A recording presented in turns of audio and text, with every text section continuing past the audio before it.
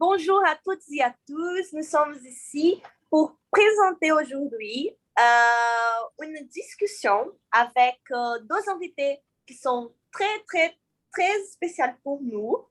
Elles ont participé du lancement du livre Lettres d'amitié. C'est le livre qui a été publié par Helvetia Éditions en octobre de l'année passée, octobre 2021. Et leur travail, c'est un travail qui va des rencontres avec ce livre, parce que le livre, il parle de lettres hébraïques, comme vous avez déjà eu l'occasion de voir sur nos réseaux sociaux et aussi sur plein de vidéos qu'on a mis ici sur la chaîne YouTube d'Helvetia. Elle travaille avec le Teima. La Teima, c'est une gestuelle hébraïque. C'est Luigina Lamakia et Laurence Oeuvre. Et Ana Maria Vidal, qui c'est notre auteure, qui a écrit ce livre, elle va discuter avec ces deux femmes sur leur travail. Alors, je vous invite à regarder cette vidéo jusqu'à sa fin, parce qu'il y a plein de choses à découvrir sur cette gestuelle qui est si spéciale et qui nous apporte tellement de choses à niveau spirituel, à niveau même physique. Alors, soyez bienvenus et à très bientôt. Merci beaucoup, Janini. Merci. Alors, Laurence, Luigina, bienvenue à cet espace où nous allons reprendre nos dialogues, parce que ça fait un moment qu'on dialogue, que les dialogues évoluent. Sauf qu'aujourd'hui, ce dialogue, il prend une tournure particulière. Déjà, c'est à travers l'écran, on n'est pas ensemble dans le même espace. Et en même temps, c'est un dialogue qui va être partagé avec les personnes qui vont être de l'autre côté aussi de la caméra et qui vont nous voir. Alors, soyez les bienvenus à ce petit maillon de plus dans notre aventure commune. Merci Anna Maria. Merci de nous accueillir. Alors moi, je me posais la question de comment démarrer ce dialogue et comment vous faire connaître. Et puis, je me disais qu'au début, je souhaitais me focaliser sur notre rencontre à nous trois. Alors, j'aimerais que par ordre de rencontre, Luigina, tu me dises comment a été ta rencontre avec moi. Et ensuite, Laurence, à travers Luigina, comment s'est produite cette rencontre qui a mis en route plein de choses, en plus d'un magnifique moment pour le premier vernissage du livre dans l'espace Teima Renan de Luigina. Luigina, tu as la parole. Notre première rencontre. Et notre première rencontre, elle s'est faite grâce à notre connaissance commune, Anat Rosenwasser, qui m'a justement présenté, qui m'a justement annoncé la diffusion de votre livre et demandé si cette inauguration pouvait se faire au centre de Teima à Renan, puisque nous avons le lien commun qui sont les lettres hébraïques. Et bien, ça m'a tout de suite intéressée, ça m'a interpellée. Je trouvais que l'idée était vraiment magnifique.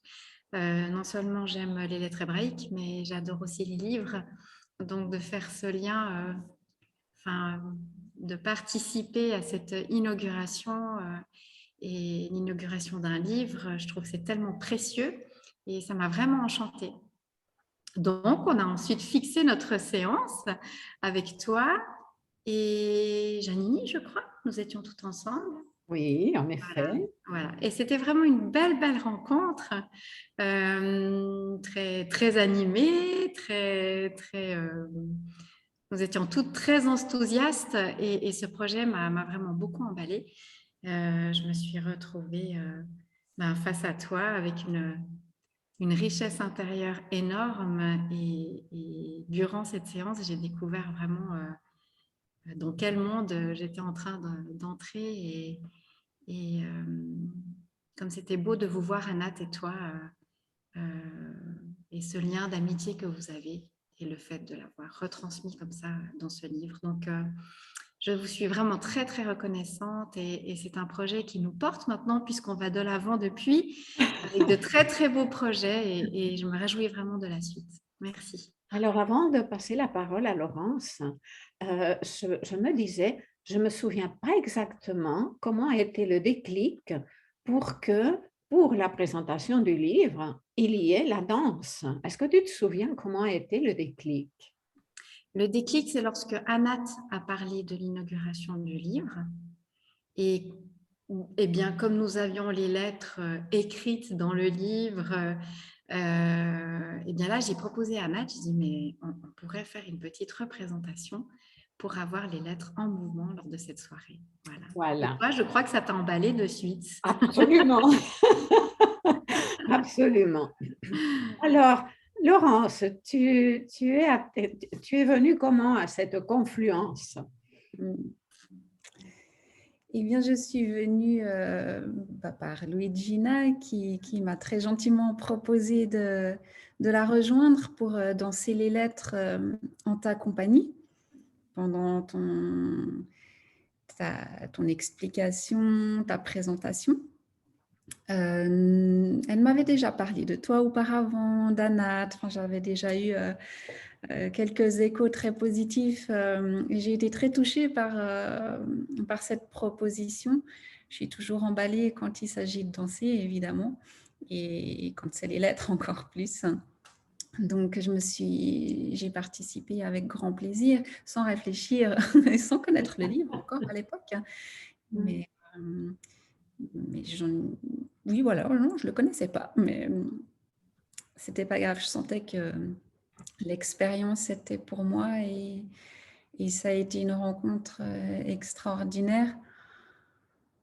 Une rencontre, une de celles où on sent tout de suite une connexion, où la confiance est là, où l'amitié avec un circonflexe s'exprime d'office, je dirais, et où les choses se déroulent très spontanément. Et ça, c'est un grand cadeau parce que c'est comme ça que ça s'est passé, je trouve, dès les premiers instants. On s'est installé dans cette pièce pour une petite répétition, pour une mise en place de ce que nous avions préparé, Luigina et moi. Et je trouve que ça s'est déroulé de manière très fluide et très belle. J'ai une grande gratitude. C'est vrai que pour moi, la rencontre, elle a aussi été tout de suite très, très claire, très directe.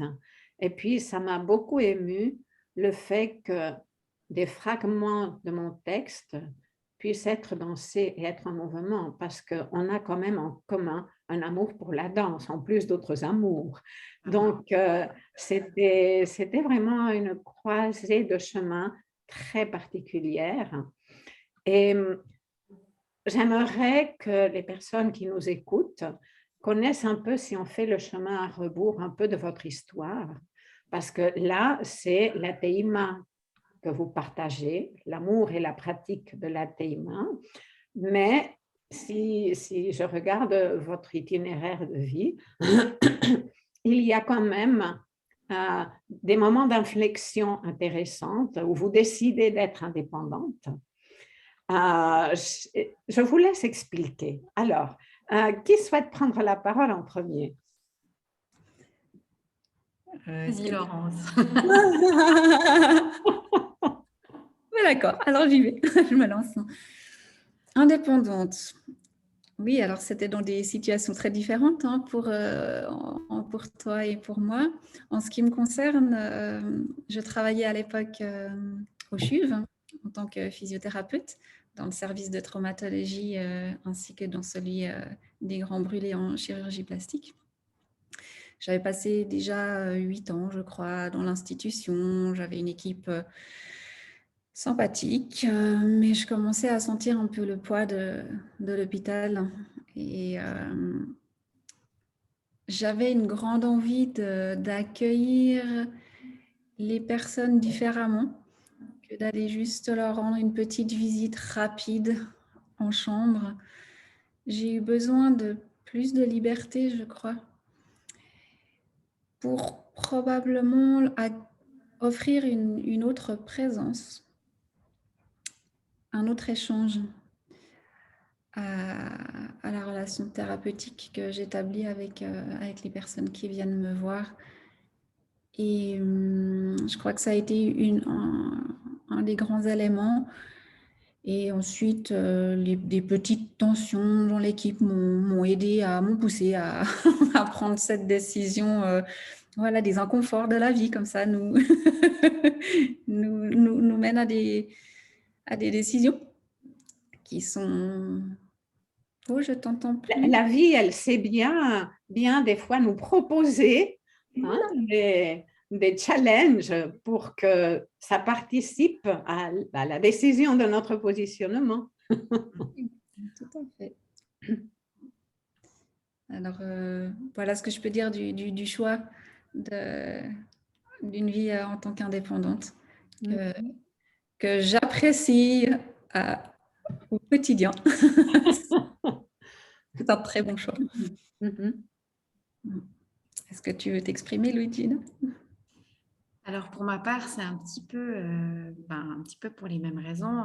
Moi, j'ai d'abord commencé ma vie professionnelle par une formation commerciale dans le domaine financier et j'ai découvert le domaine thérapeutique, le domaine du bien-être en commençant par suivre un cours de massage relaxant. Et j'ai été tellement touchée dès mon premier soir de cours par la sensation du toucher et ce qui pouvait se passer au niveau énergétique quand on prend soin d'une personne. Et là, du coup, je me suis plus arrêtée au niveau des formations, ce qui fait que plus j'avançais dans ce domaine, en lisant des ouvrages aussi au niveau du développement personnel, au niveau des soins naturels, plus je m'éloignais du domaine financier, je me sentais vraiment plus à ma place. Et donc, à un moment donné, j'ai décidé de quitter cette profession pour vraiment travailler à temps plein dans le domaine thérapeutique. Et j'ai commencé par écrire des lettres, à proposer mes services dans des centres, des instituts de soins. Et là, c'est un peu pour les mêmes raisons que toi, Laurence, parce que lors des entretiens, quand on commençait à me dire que tout était minuté, qu'il fallait recevoir la personne en 50 minutes chrono, libérer la salle pour la prochaine, enfin bref, je me voyais pas du tout travailler comme ça. Je me suis dit, mais en fait, je suis en train de quitter un monde où on est dans un stress pas possible à longueur de journée pour en retrouver un autre comme ça, et pourtant dans un domaine du bien-être. Donc, ça sonnait vraiment pas juste pour moi. C'était pas logique. Et j'ai pas réfléchi plus longtemps. Je me suis dit, non, mais la seule manière de prendre soin des gens comme j'en ai envie, c'est d'avoir mon espace. Voilà. Et c'est parti comme ça. Et je le regrette pas. En tout cas, le changement de monde, il est plus radical chez toi que chez Laurence, parce que Laurence, elle était quand même dans un même métier, sauf que en pouvant l'exercer avec tout son cœur et tout son temps. Mais voilà. Chez toi, le virage, il est vraiment plus radical, parce que du monde de la banque au monde dans lequel tu baignes maintenant, ben voilà, oui, c'est un virage un peu plus costaud. Un virage à 360 degrés. Oui, en même temps, je reviens à la Teima et je reviens aux lettres hébraïques. Comment a été la rencontre? Qui c'est qui a d'abord rencontré les lettres hébraïques de vous deux? En quelle année, Luigina, as-tu rencontré les lettres pour la première fois? Oui, parce que je ne sais pas, toi, quand tu as commencé avec les lettres hébraïques, au fait. On va découvrir plein de choses aujourd'hui. Mais voilà, super, même nous, tu vois. Oui. Parce que Laurence et moi, on s'est rencontrés lors d'une journée découverte. Je fais partie d'un groupe de thérapeutes. Nous sommes devenus des amis. Et en fait, nous organisions une fois par année une journée pour faire découvrir nos pratiques à un groupe de personnes. Donc, chaque thérapeute invitait 2-3 personnes et donc chacun venait de chaque côté et on passait une journée ensemble où les gens pouvaient faire des ateliers avec nous et découvrir nos pratiques. Voilà, c'était des très belles journées. Et Laurence était là lors de ces journées et donc elle a participé à l'atelier de Teima. Mais à part ça, je ne sais pas depuis quand elle est en lien avec les lettres hébraïques. Voilà. Le mystère alors. Ouais, parce que moi, je connais les lettres, enfin, je suis rentrée dans les lettres hébraïques en 2009. Voilà. Et toi, je ne sais pas. Alors moi, je pense avant. Je regarde juste mon CV là pour. J'ai pas du tout ces dates en tête. Quand j'ai fait la oui, probablement une année avant. Ah, voilà, plus ou moins. Moi, j'ai rencontré les lettres en faisant une formation qui s'intitule la trame, qui est issue du monde alchimique. Et notre enseignant parlait des lettres aussi. Elles m'ont subjuguée. C'est vraiment une rencontre. J'ai pas tellement de mots pour ça. C'était vraiment très émotionnel. Enfin, j'ai compris que ces lettres allaient faire partie de ma vie. Et en même temps, je ne devais pas être complètement prête encore par rapport à la danse. Notre enseignant apprenait à ce moment-là à les danser. Il nous a fait une petite démonstration qui m'a subjuguée. Et je me suis promis qu'un jour, je danserais les lettres. Et une dizaine d'années sont passées. Je dirais. Jusqu'à ce que je te rencontre pendant cette journée qui s'est produite. C'est quand même impressionnant. C'est une journée qui s'est produite dans mon village. C'est une quasi voisine.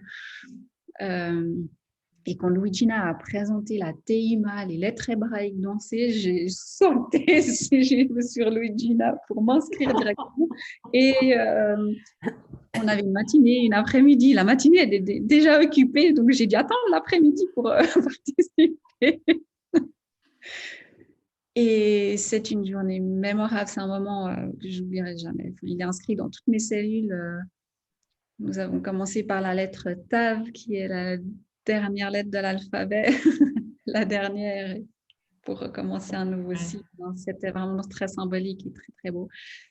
Moi, je ne vais pas vous décrire toutes les belles choses qui se sont passées entre le temps, la situation, les personnes. Enfin, c'était vraiment un moment de grâce. Oui. Alors, vous ne savez pas non plus comment les lettres ont démarré dans ma vie. Un tout petit peu, parce que vous avez lu le livre, mais pas vraiment. Donc, quand j'étais adolescente, j'avais une très, très chère amie, qui l'est toujours maintenant, qui est juive. Et on s'était amusé à nous apprendre mutuellement, elle, l'alphabet hébraïque et moi, l'alphabet cyrillique. Et j'avais donc commencé à écrire les lettres, mais après, ça s'est arrêté là et ça n'a pas continué. Puis, au fil des années, bien plus tard, mais c'est toujours en lien avec des amitiés, ça aussi, c'est comme un clin d'œil. Plus tard, j'ai une amie en Espagne qui m'a offert un coffret avec les lettres hébraïques et le petit bouquin de Marie-Elia. Et j'ai commencé comme ça, tout simplement, à utiliser les lettres pour des moments de réflexion. Et j'étais à chaque fois très percutée de la dimension symbolique de la lettre et des différents niveaux de lecture qu'elle proposait. Donc, petit à petit, d'une manière très discrète, elles ont commencé à prendre une place chez moi. Puis, en même temps, après, je me suis installée en Suisse, il y a eu la rencontre avec Anat, et il y a toute une histoire que je ne dévoilerai pas parce que c'est un des moments du bouquin qui pour moi sont très, très chers, où un rêve s'unissait, un rêve de l'année 99, s'unissait avec une rencontre, je pense que c'était en 2011, je ne me souviens plus exactement la date, je ne sais pas si c'était 2009-2011. Mais là, il y a une autre amitié qui a démarré, qui est devenue une amitié très consistante.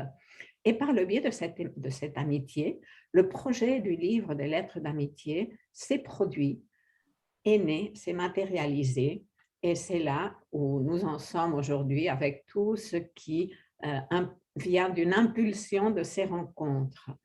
Donc, j'aimerais aussi juste prendre un moment pour partager, c'est comment, que vous a apporté ce livre, ce projet qui est en même temps une référence, un lien entre la vie et les réflexions que les lettres permettent, mais aussi toute une réflexion sur l'amitié, ou plus qu'une réflexion, une constatation de ce que l'amitié peut amener.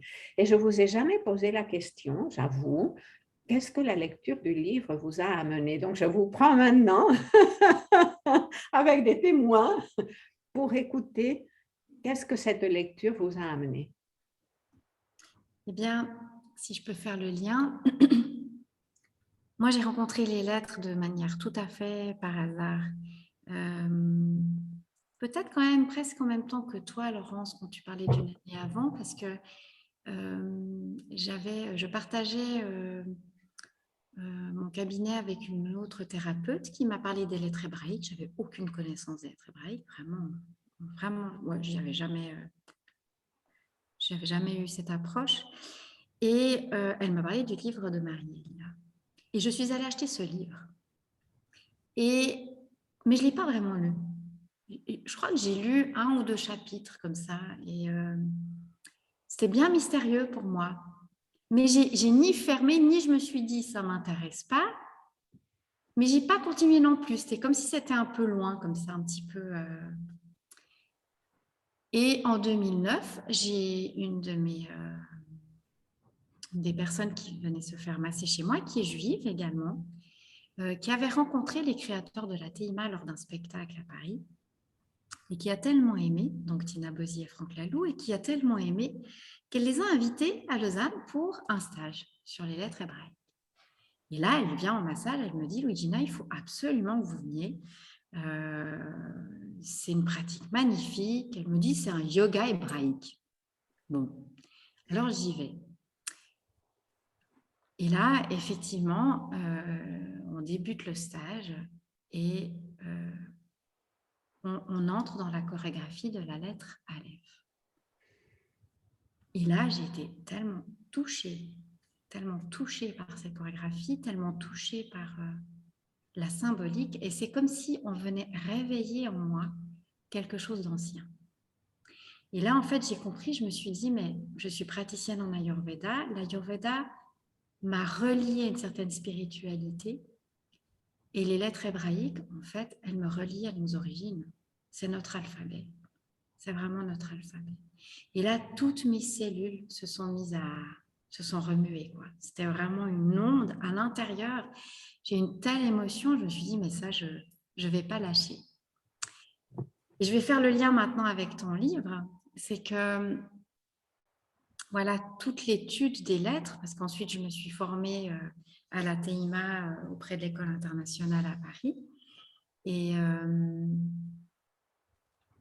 l'étude des lettres, l'enseignement humaniste des lettres, on le trouve dans beaucoup de livres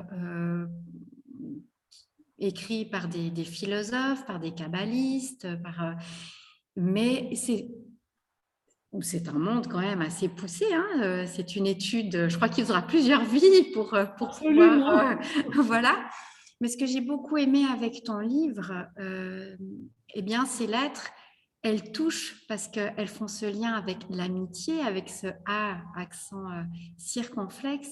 Et c'est amené d'une manière, eh bien, je dirais, c'est une approche c'est plus accessible. Voilà, c'est quelque chose que tu as vécu intérieurement, comme tu les décris.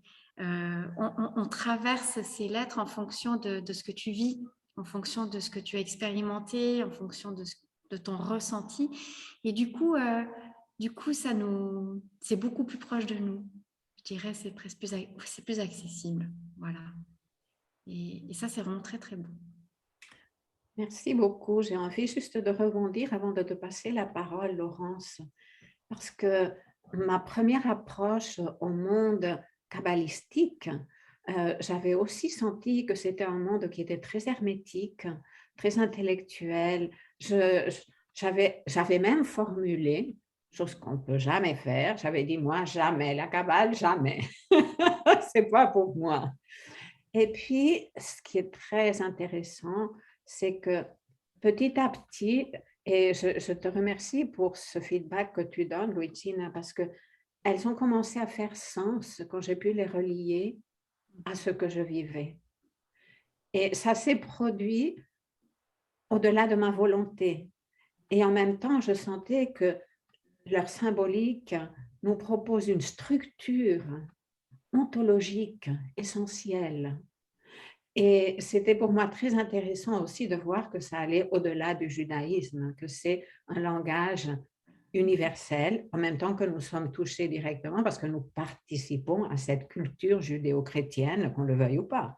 C'est notre héritage. C'est ça, exactement. Donc, ouais, j'apprécie que tu soulignes ce lien avec l'expérience de vie. Merci beaucoup. Alors, Laurence, et pour toi? Oui, alors, je rejoins complètement ce que tu viens de dire, Anna-Maria et Luigina, toi aussi, bien sûr. Je vais rebondir sur l'aspect personnel, justement, comme tu l'as dit, Luigina. Donc, tous ces livres magnifiques qui nous entourent. Hein. Moi aussi, j'ai terminé la formation à Paris il n'y a pas très longtemps, la formation de la TIMA. Et je suis une amoureuse des livres, donc il décore mes murs à la maison. Et parmi tous ces beaux livres que je feuillette, que je lis, que je reconsulte, qui me permettent de me nourrir, celui-ci m'a touchée très différemment.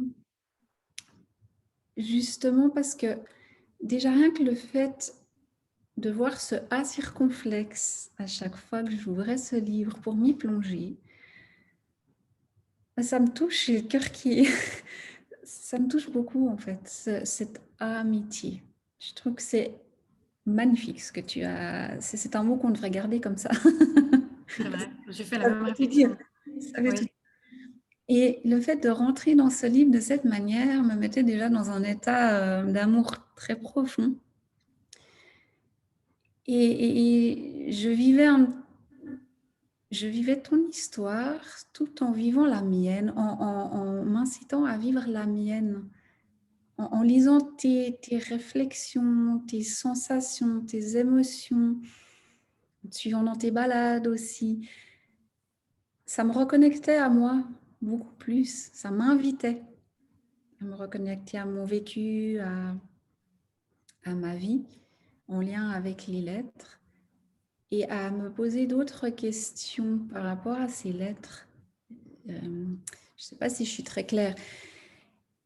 Bien sûr, le monde kabbalistique est un monde de questionnement. Hein. Il n'y a rien de rigide, et c'est ce que j'aime justement dans ce monde-là. Mais c'est comme si j'avais quand même une certaine voix ou une certaine... Pas une limite, mais pour chaque lettre, j'avais certaines idées, on va dire. Et en lisant ton livre, ça m'ouvrait encore d'autres portes et une ouverture supplémentaire, je dirais.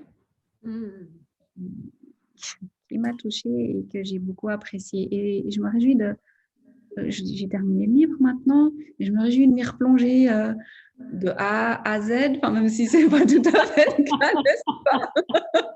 ou alors de le feuilleter simplement comme ça. Je me réjouis beaucoup d'y retourner pour redécouvrir encore, puisque c'est toujours une nouvelle histoire.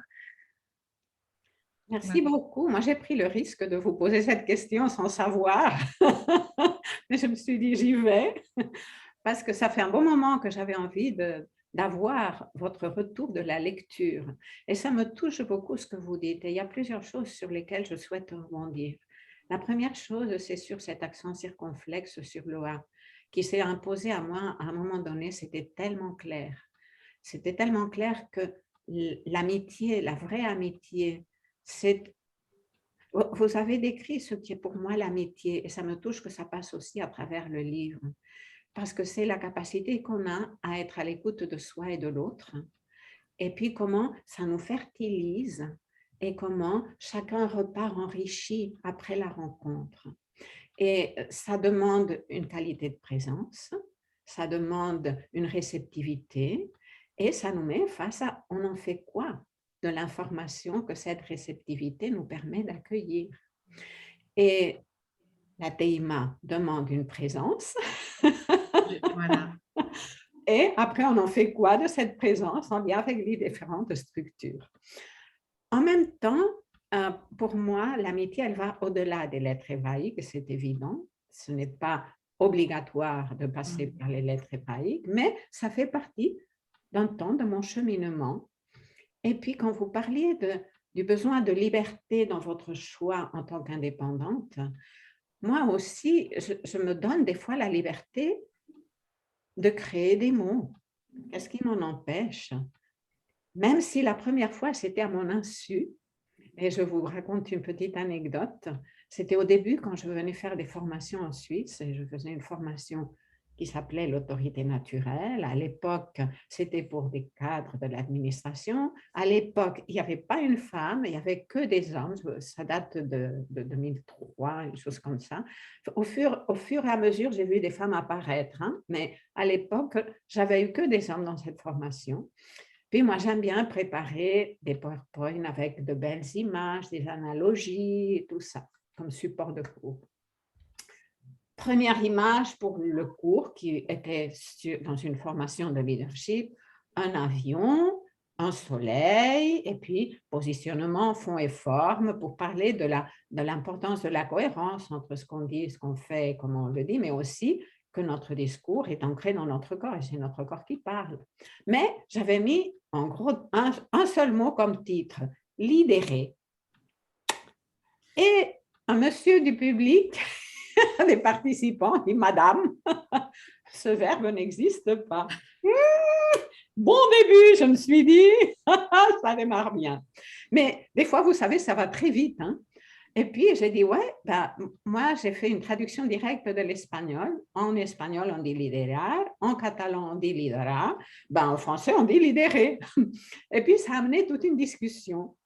Et finalement, on s'est dit, ben, pourquoi pas l'adopter? Et depuis, dans tous mes cours de leadership, lidérer est là. Mais il y a quelque chose dans la liberté, mais qui est aussi dans le respect. Parce que dans l'amitié, j'ajoute un grand respect à ce qu'est l'amitié. Et pour moi, c'est essentiel qu'on se relie à l'autre depuis l'âme et depuis l'écoute. Si nous étions en tant qu'humanité à l'écoute, on n'aurait pas le monde que nous avons en ce moment. Ça, c'est clair. Nous vivons une humanité qui s'est coupée de l'écoute et tout le chemin du retour pour revenir à l'écoute. Il y a beaucoup de chemins pour le faire. Les lettres hébraïques nous marquent un chemin si on sait les prendre, mais on en a du boulot. Comme, je ne sais plus qui c'était toi, Luigina, qui parlait des livres, ou je ne sais pas si c'était toi, Laurence, mais qu'on a besoin de plusieurs vies pour pouvoir étudier cette sagesse ancestrale. Et en même temps, ce qui est beau, c'est qu'elle évolue. Ce n'est pas une sagesse qui est figée. Mais ce qui est beau, même s'il nous faudra plusieurs vies pour étudier ce genre de choses, c'est que de le vivre par le corps. Hein, toi, déjà, dans l'être d'amitié, ben, ça passe par l'âme, ça passe vraiment par notre centre et le fait de se laisser traverser par les lettres, de par la symbolique des lettres, de par leur message philosophique, de par leur message, je vais dire, de naissance, si on peut dire comme ça, eh bien, c'est comme, c'est comme prendre un TGV, dans le sens où, je m'explique, non mais le fait de le vivre dans nos cellules, de se laisser traverser par la lettre en mouvement, enfin, je veux dire, il n'y a rien de tel que l'expérience intérieure, quoi. Si on reste tout le temps là-dedans, oui, on va mettre du temps. Mais de le vivre et de se laisser traverser par le texte dans le mouvement, puisque le mouvement, c'est la vie, tout est mouvement, sinon il n'y a pas de vie. Même le fait de respirer est un mouvement. On gagne du temps. Même inconsciemment parfois, mais on gagne du temps. Oui, et puis tu me fais penser à quelque chose qui m'habite beaucoup, c'est que ces informations, d'une part, elles nous éduquent. C'est comme une proposition pédagogique, une pédagogie de la vie. Et moi, ça fait longtemps que je suis engagée dans une pédagogie de la vie à travers le corps et l'écoute. Donc, les lettres, elles viennent se greffer dans ce qui m'habitait déjà avant et qui continue à évoluer. Mais aussi, c'est une pédagogie qui, tu parlais avant de comment tes cellules avaient résonné, qui pour moi, elle nous amène à la résonance de ce qui est en nous.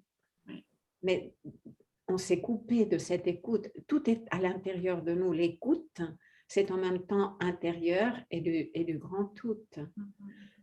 Alors, je ne sais pas, Laurence, ce que ça fait en toi de nous écouter, d'écouter Luigina et comment je rebondis.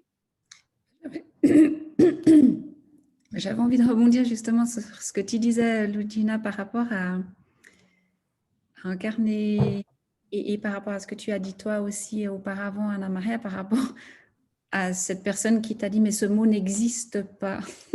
Moi, ça m'interpelle. Exister, c'est quoi finalement? Du moment que tu l'avais inscrit sur ton tableau, il existait ce mot. Et c'est là que j'ai envie de faire le pont par rapport à l'incarnation. Nous existons parce que nous, dans ce monde, parce que nous sommes incarnés. Et le fait de vivre ces lettres par le mouvement, de nous faire du bien, d'intégrer leur mouvement, la symbolique, bah, voilà, c'est ça, vivre ici et en profiter et ressentir et faire danser tous ces univers en nous. Tout ça, c'est rester dans une certaine créativité, en fait. Mais oui, si on reste dans ce qui est déjà figé, structuré, c'est quoi qui évolue là-dedans? Il n'y a plus d'évolution, c'est ça. Mais en vous écoutant et en voyant l'expression de vos visages quand vous parlez surtout de la danse, j'aurais envie de vous poser une question. Aujourd'hui, qu'est-ce qui vous anime dans la joie et dans la passion? Waouh! Je peux... Vas-y. C'est venu comme question, donc je la partage. Alors, dans la passion, je dirais que c'est plus fondamental, puisque pour moi, la danse, c'est l'expression suprême, l'expression dans laquelle je me sens le mieux. Ça se fait tout seul, il n'y a pas d'effort, donc c'est assez agréable.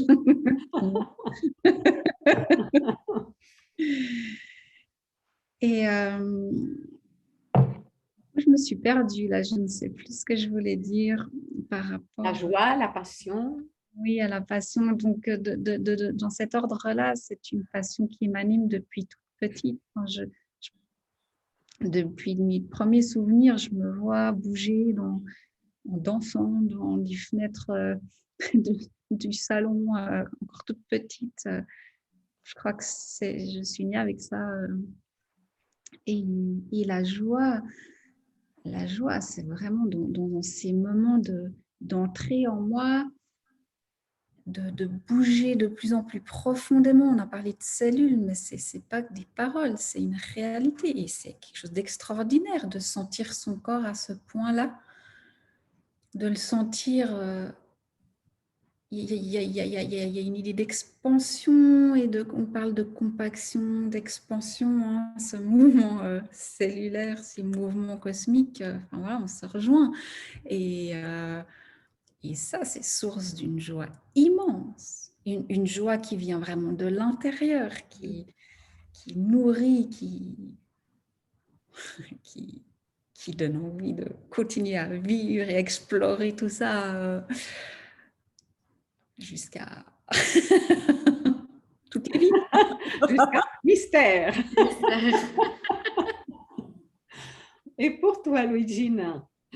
Alors moi, c'est un peu pareil. La danse, c'est une passion depuis toute petite. J'ai toujours fait j'ai toujours suivi différentes pratiques corporelles.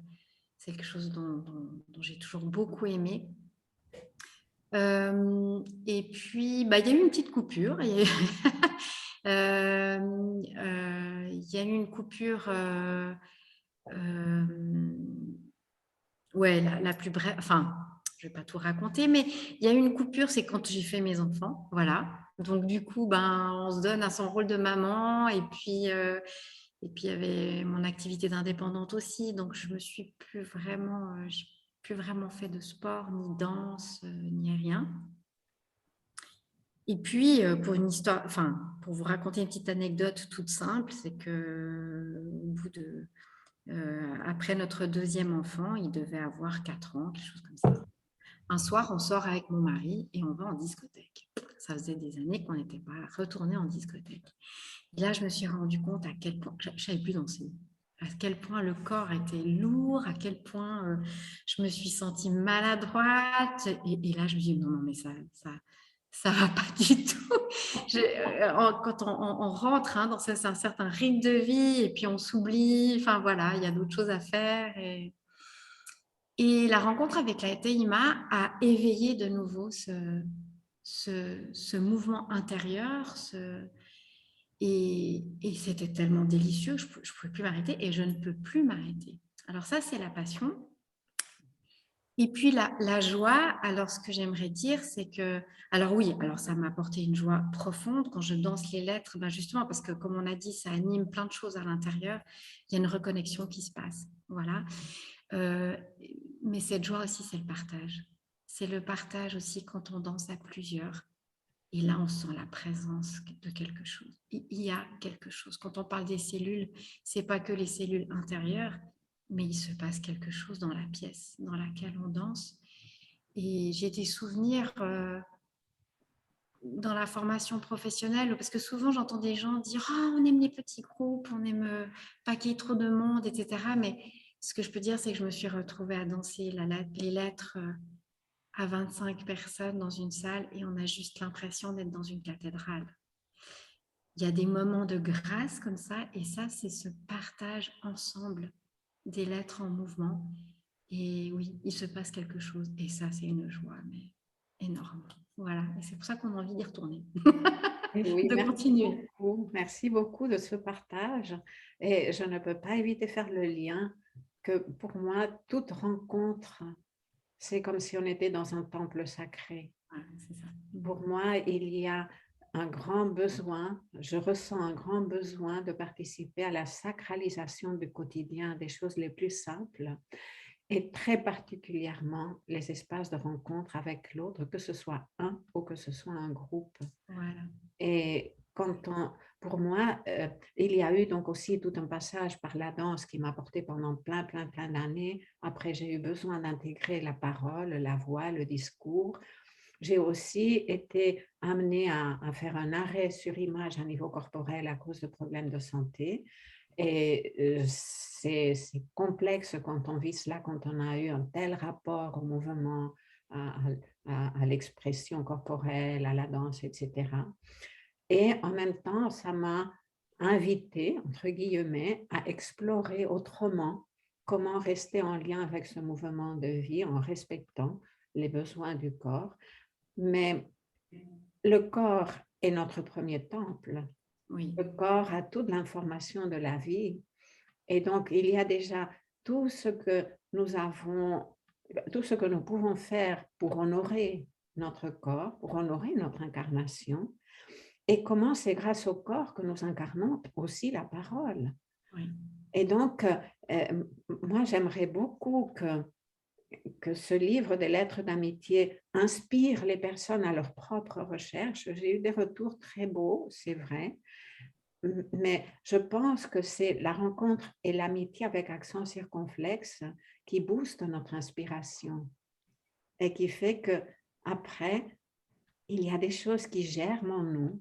De la même manière que notre rencontre à trois est en train de faire germer une collaboration qu'on n'aurait jamais soupçonnée, hein? Toute une pédagogie qu'on va proposer, qu'on est en train de développer, où il y a le corps et l'écoute, les lettres et la TIMA et l'anatomie autrement. une anatomie vécue.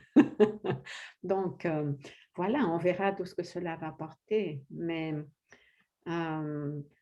ça m'amène à honorer les rencontres et aussi dans l'écoute, pour moi, et ça rejoint l'histoire d'avant, c'est quand les choses sont très carrées, et ben ça limite, hein, on est obligé à rester dans le cadre. Mais quand on approche l'autre, même si on le connaît depuis longtemps, pour moi, il est indispensable de l'aborder comme si c'était la première fois. C'est quoi qui émerge en ce moment? Donc le présent aussi est celui qui ouvre le champ des possibles. Mais pour ça, on a besoin d'être dans cet esprit d'ouverture, de réceptivité. Donc, moi, je suis une passionnée de la magie de la vie et la joie intérieure, je l'honore et c'est mon fil à suivre. Quand je quand je la perds, je sais qu'il y a quelque chose à creuser, à élaborer pour retrouver cette joie qui est inhérente au fait d'être en vie. Alors voilà, ça fait un bon moment qu'on est en dialogue. Est-ce que vous auriez une question que vous aimeriez poser à l'une ou à l'autre avant qu'on se quitte? Moi, j'avais juste envie de parler en 2 mots de la patience parce que tu as prononcé ce mot et j'ai eu envie d'en dire un petit quelque chose. Oui. Parce que la patience, je pense, c'est une belle parole dans le contexte d'aujourd'hui, dans la danse, dans la lecture de ton livre. Je crois que c'est une notion qui m'a beaucoup accompagnée. Je n'ai pas pu le lire à toute vitesse, ce qui est un peu ma tendance parce que j'aime que je lis un peu vite parfois. Mais là, pas du tout. J'ai pris mon temps.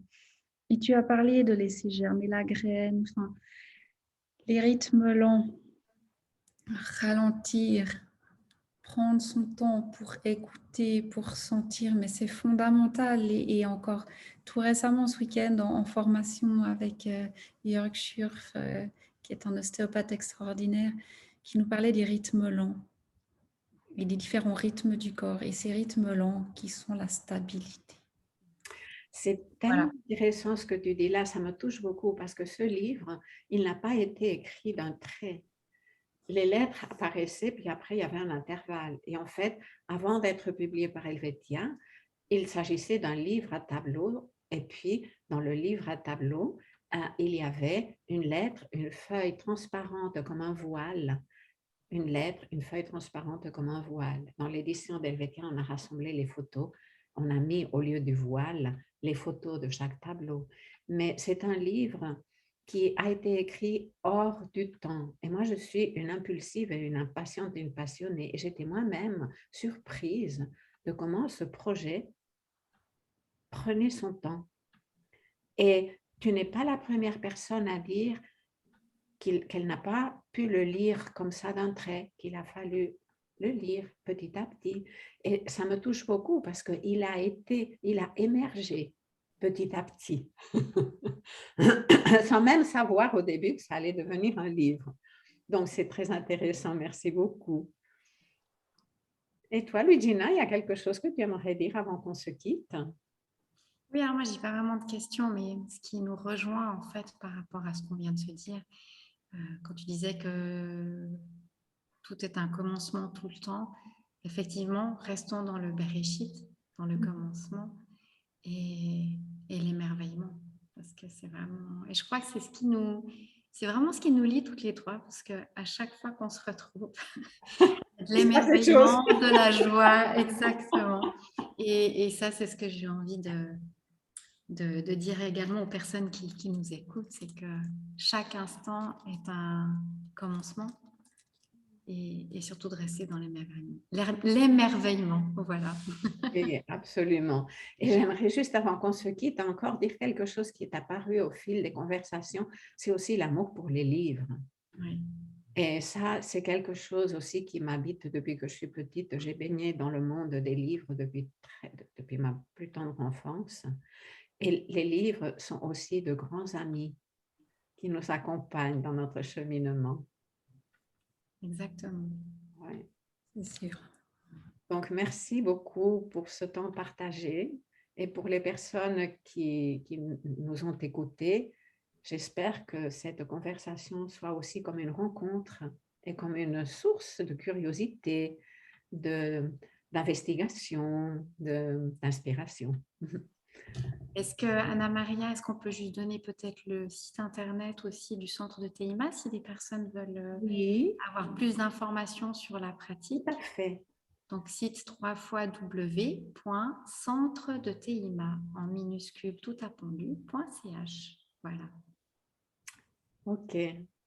Alors, merci à toutes deux et merci à notre public. Merci. Belle suite de journée ou de soirée. Au revoir. Au revoir. Merci.